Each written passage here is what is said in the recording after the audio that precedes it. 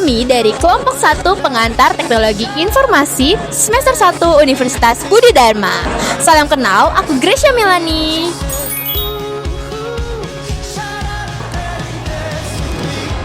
Aku Elvira Octavia.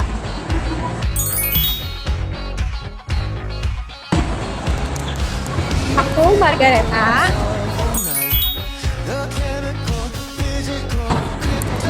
Aku Dini. Dan saya Muhammad Rifai.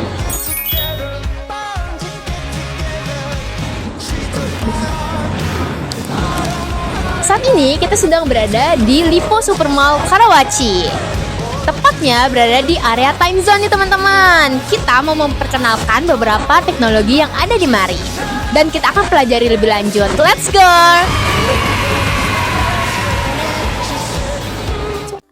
Virtual reality atau VR adalah teknologi yang berbentuk seperti headset yang dipasang di kepala, head mounted display atau HMD, yang berfungsi untuk berinteraksi dengan dunia virtual yang diciptakan oleh komputer.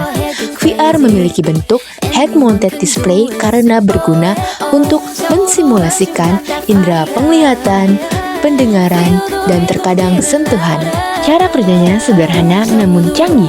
VR menciptakan ilusi ruang 3 dimensi dengan menampilkan gambar yang berbeda di setiap mata pengguna. Memanfaatkan sensor gerakan untuk melacak posisi kepala dan tubuh. VR dalam tingkatan interaktivitasnya dibagi menjadi 3. Yang pertama, VR non-interaktif, yaitu hanya untuk menonton video 360 derajat tanpa ada interaksi dengan objeknya. Yang kedua, VR semi-interaktif, yaitu pengguna dapat melihat dunia virtual dan juga mampu berinteraksi, tetapi hanya interaksi dasar seperti mengambil barang dan menaruh barang. Yang ketiga, VR interaktif, sama seperti VR semi-interaktif, namun dalam VR jenis ini, interaksi antara pengguna dan dunia virtual jauh lebih luas seperti mengendarai kendaraan, menyelesaikan misi, dan lain-lain. Nah teman-teman, VR yang kita mainkan ialah jenis VR non-interaktif, hanya untuk menonton video 360 derajat saja tanpa ada interaksi dengan objeknya secara langsung. Namun kita dapat merasakan sensasi yang ada di dalamnya secara langsung seperti terkena percikan air. VR kini menjadi bagian integral dalam dunia teknologi informasi, di mana aplikasi-aplikasi VR membantu dalam pengembangan perangkat lunak, pelatihan profesional, dan desain produk. Selain itu, VR juga membuka peluang besar dalam pengembangan dunia virtual yang interaktif dan mendalam.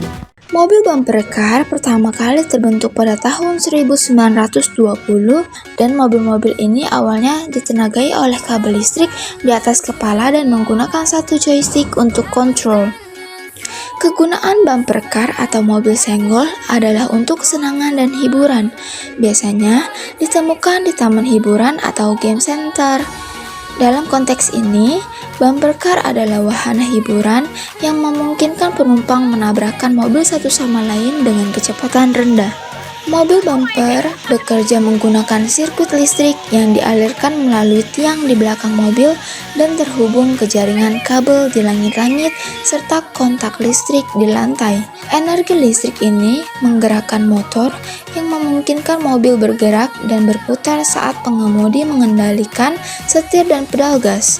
Bumper karet di sekeliling mobil berfungsi untuk meredam benturan agar tidak membahayakan penumpang. Bumper car menggunakan teknologi listrik yang disalurkan melalui sistem lantai atau langit-langit untuk memberi tenaga pada motor di dalamnya. Ada dua sistem utama untuk menyalurkan listrik ini. Yang pertama ada sistem over the head atau langit-langit, di mana tiang mobil terhubung ke jaringan listrik di langit-langit. Dan sistem kedua adalah floor pick up atau lantai, di mana strip-strip logam di lantai menjadi sumber dayanya. Selanjutnya ada Photobot. Photobot ini pakai kamera digital beresolusi tinggi yang terhubung ke komputer mini dan layar sentuh interaktif. Di dalamnya juga ada sebuah software otomatis untuk mengatur waktu, efek, dan pencetakan secara cepat. Cara pakainya gampang. Pertama, kita cukup tempelkan kartu time zone ke mesin Photobot. Setelah kartu ditempelkan, ada batas waktu penggunaan Photobot. Jadi kita harus langsung pilih paket dan mulai sebelum waktunya habis. Setelah itu, kita tinggal pilih jenis foto atau paket yang kita mau lewat layar sentuh. Begitu udah pilih, kameranya bakal aktif dan ngasih hitungan mundur sebelum foto diambil. Nah, setelah sesi foto selesai, kita bakal diminta tulis alamat email di mesin. Nanti hasil fotonya dikirim langsung ke email yang kita tulis. Jadi bisa langsung disimpan ataupun dibagikan secara digital. Teknologi ini bikin pengalaman fotoan jadi praktis, cepat, dan juga pastinya seru. Mesin capit atau yang juga dikenal sebagai crane game atau clay machine pertama kali muncul di Amerika Serikat pada tahun 1890-an. Namun bentuk modern mesin capit yang banyak kita temui sekarang berkembang pada tahun 1660-an di Jepang.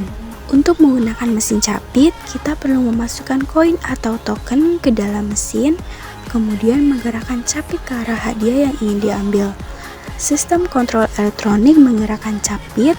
Setelah yakin dengan posisi capit, tekan tombol untuk menjatuhkan capit dan mengambil hadiah.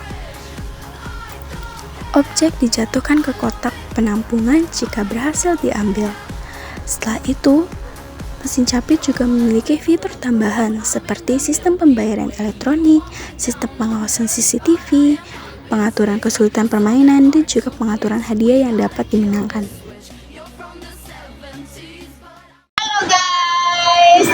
Kita udah selesai review beberapa teknologi yang ada di Lipo Supermall Karawaci ini. Tepatnya di area time zone ya guys. Sekian video dari kelompok kami, kelompok 1 pengantar teknologi informasi semester 1 Universitas Uni Dharma.